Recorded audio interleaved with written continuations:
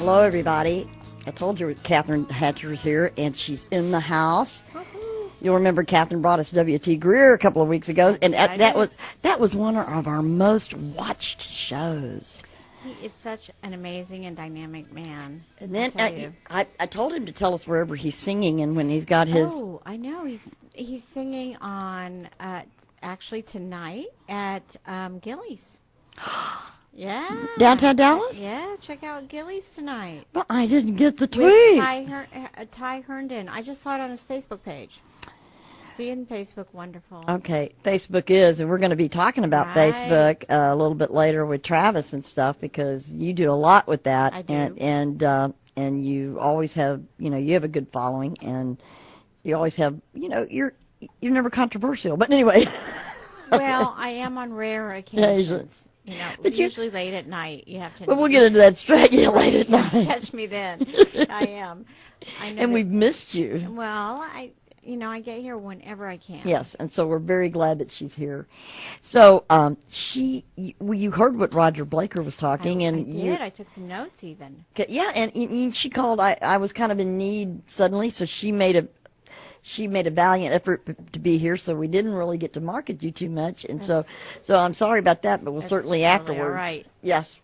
So tell us, what did you think about what he had to say and about the image and the communication? I liked his example of the TiVo. Yes. When I think about image, I also think about it from a business or a marketing point of view as well.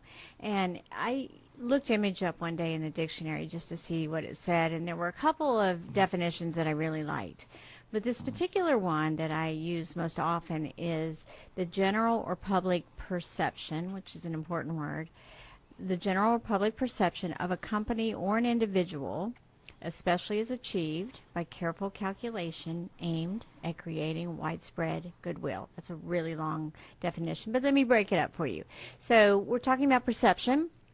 And perception of each and every person is their reality. Could be wrong, but that's their reality. So if I look at you and I have a perception of you, that's just the way I'm going to think of you until you, for some reason or somehow, change my mind. So when we look at marketing yourself as a business person, if you're unemployed and you're looking for a job, you obviously want to have a certain perception that's going to fit into whatever company you're looking at getting on with. Or if you're a new business person, you definitely want to portray certain perceptions about you and your business. You want it to all be congruent. And this is where a lot of people maybe have challenges. The perception of them isn't congruent with their branding statement. So I like to talk about how you potentially have this great website. You've spent all this money producing a website, and it's beautiful and it's great, and you got your headshot done and you look wonderful. And then when they meet you for the first time in person, they're like, wait a minute. Where'd you go? Yeah.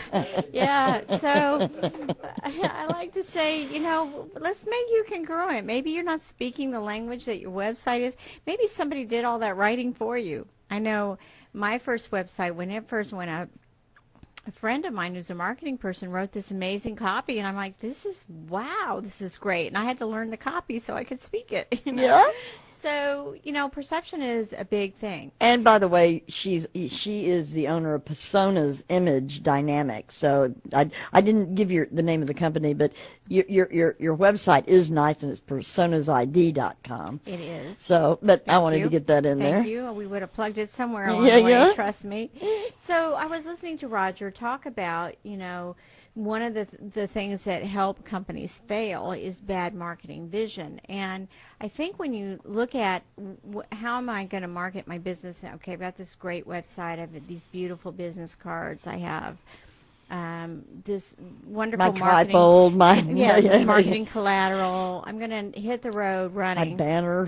Yes, and you've got that little magnet on the side of your car, and you've got people calling you. You hope. Yeah, right. But then maybe they look in your car and you've got, raggedy T-shirt on, and they're like, wait a minute, that must be someone who works for that person. It can't be you. So, or the evil twin, something like that. But if it's not all congruent, then you're not going to get your market share. Then what you have to do is work extra hard to overcome that first bad impression. And people want to believe that, hey, I'm talented, I have great material in my brain, I can help you, I know what it takes, I have your solution to help you. But when they look at you, they just don't get it. They don't believe it. Right. They don't believe So it. within 7 seconds, people decide whether they like you or not. And some studies show it's even smaller. Well, that can happen with a resume, because if you have a resume that's got all this and you come in and they kind of look at you. And I know that I used to put my initials because I thought I did the experiment that they didn't know if I was a woman or not. Uh-huh. And I definitely, when they thought, oh, I could tell Right. you. I got a lot more calls. I did. Right. Well, and that's the thing. I'll tell people, how many of you have this phenomenal resume? They make the call. They ask you to come in. You are speaking all the right language throughout the whole interview, and then you don't get offered the job. You slam dunked it, but you don't get offered the job. And I like to say, how many of you have had that happen? And invariably, a majority of the room that I'm speaking to will have their hands up, and it's because there's a disconnect between what that resume says and you. And we always believe the body and the visual before we believe the words you're saying. Because, how many of us have been lied to? I'd say probably 100% of us have experienced being lied to. So we're not going to believe the words necessarily. But when we see the body, and it's not just the way you dress, but it's the way you carry yourself, and there are so many lying cues that you can give, or cues that show that you're insecure, or gosh, I'm nervous, and a potential customer might say, well, why are you so nervous? So you have to overcome those things. Because they would see that, yeah. Because if you don't, Roger's talking about belief. We have to know that you believe it. And the product is you. Yeah. We're the walking, talking, breathing business card for our business. So it's really important that we think through what that message is. So it's more than hair and makeup. And clothes do make it matter. It's also what you're radiating in such many ways with your movements and how you're talking and your breathing. Exactly. Now, I define image as my 3 A's of image. So appearance is the biggest one because that's the first cue. 7 seconds, we've already decided whether we like you or not. And we're going to listen to you further. Exactly. We might not hear the words that come out after hello because we've already decided we don't like you. And I like to say we're animals. We are. That's when we think about, the animal kingdom, we're the animal, the highest order of animal with all these sensories that we use to make decisions. And we're just like that puppy dog you take to the park who sees another puppy dog. We're going, friend or foe, or help me, hurt me. And those are the two things we're trying to decide when we first see people. So appearance is the biggest part of that, and it includes not just what you have on or whether your hair and makeup is perfect, but also the way you carry yourself, your hand gestures, your body language, your facial expressions. All of those things play into appearance. That sounds like a lot to deal with when you're It sitting is. there. It is. You've got to think it all out. And that's what I do is teach people how to be on purpose. Everything that I do has a reason Image for it. on purpose. Yeah, you have to be on purpose with everything. You did it with your business collateral. Why wouldn't you do it with you? 90% of our bodies, especially in the wintertime, and the summertime is probably not 90%, but 90% of our bodies is covered by clothing. Why not use it to communicate for you? So that's A number 1. A number 2 is attitude. I like that. Let's go shopping. All right. You just tell me when or where. I love spending other people's money. Shoes have a lot to say about a person. I absolutely love to spend other people's money on shoes. I just wish they'd buy me a pair too while we're at it. Yeah. A number 2 is attitude. So, okay, we've got you dressed perfectly, your hair is just exactly the way it should be, and blah, blah, blah, but now we have attitude. And attitude plays itself out in your facial expressions and your body language. Yeah. So if you have a raunchy attitude, it's going to play out all non-verbally.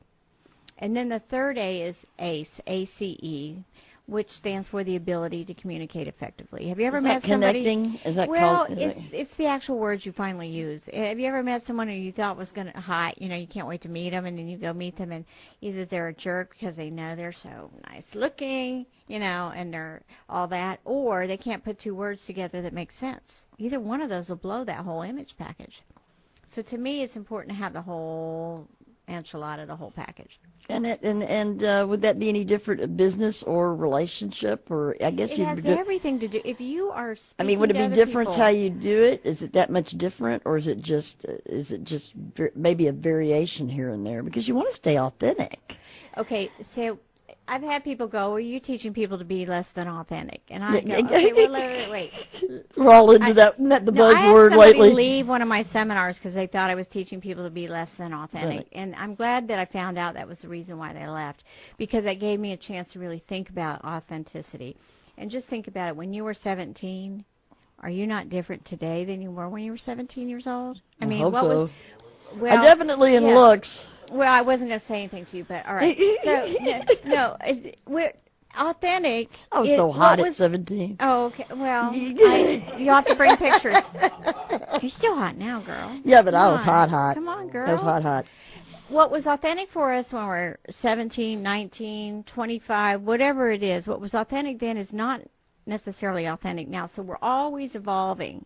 So what I teach people to do is how to evolve. You Okay. tell me what you want out of your life, and from an image perspective, I'll help you get it. But you have to be willing to make some changes, because maybe there is an incongruency in the way you're conducting yourself with what you say you want. And that may be what it turns people off to you, is that incongruency, which if you figure that out, then it's not an issue. Now, Roger was also talking that people don't buy from people by what they do, but what they believe. Okay, if I say, well, I believe an image is really important, and I show up really scruffy looking, there's that incongruency all the time. Yeah. I can't even go to the store hardly without extensions in my hair, and without all of these things. I mean, I can't tell you how many times I've run. They do that with celebrities. They show them when they're without makeup. And they go, here they are, really. I was in the Sprint store once getting an issue with my phone resolved. There was something wrong with it, and this man was staring at me, and I mean staring. And I know I'm not the most hot person in the world,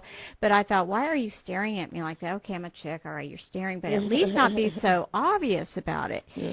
And it was really annoying me, so I just got on my phone and was texting, and trying to ignore him. And then I got up to my customer service person, and he was standing at the customer service person next to me, and finally he turns to me and goes, "Hey, did you ever speak to my insurance company?" Names the name of the company. And I go, "Why, yes, I did." And he says, "It's so nice to see you in real life." And so he was just trying to make I'm like, oh, I've been recognized. Oh my God, this is so great, So it was because he thought he knew me.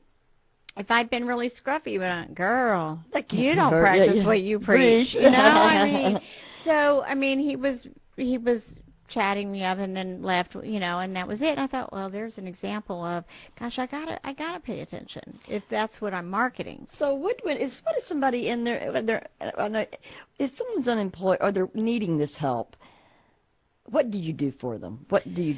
Individually? Do you do group, or do you? I know you speak to groups, and you're a very good speaker, and someone needs a speaker to talk to their group. She's great, but I want to come to you and I say, I want to make me congruent.